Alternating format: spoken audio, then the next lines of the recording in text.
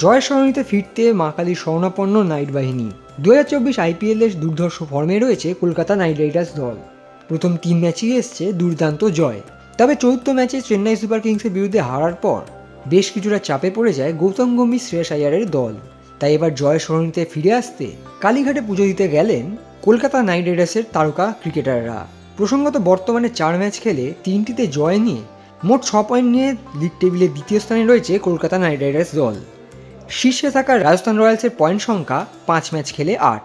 আগামী রবিবার ঘরের মাঠে লখনৌ সুপার জায়ান্টকে হারাতে পারলেই আবারও শীর্ষে চলে যাবে কলকাতা নাইট রাইডার্স দল। আর এই শীর্ষস্থান দখল করতে কঠোর পরিশ্রম করছে কলকাতার ক্রিকেটাররা।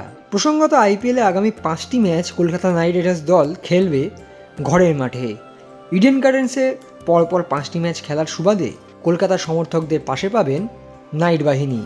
এদিন কালীঘাটে পুজো দিতে গেছিলেন বরুণ চক্রবর্তী, রিঙ্কু সিং, অনুকূল রয় এবং ভেঙ্কটেশ আয়ার। কালীঘাটে তাদের পুজো দেওয়ার সেই বিশেষ মুহূর্তই চলুন দেখে নিই।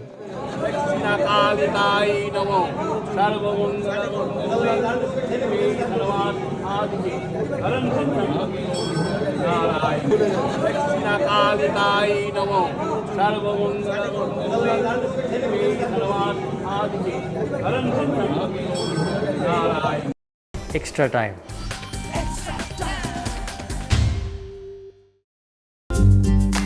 লেটেস্ট নিউজ আর এক্সক্লুসিভ ভিডিওর সঙ্গে আপডেট থাকতে এখনই সাবস্ক্রাইব করুন আমাদের ইউটিউব চ্যানেল। বেল আইকনে ক্লিক করতে ভুলবেন না যেন।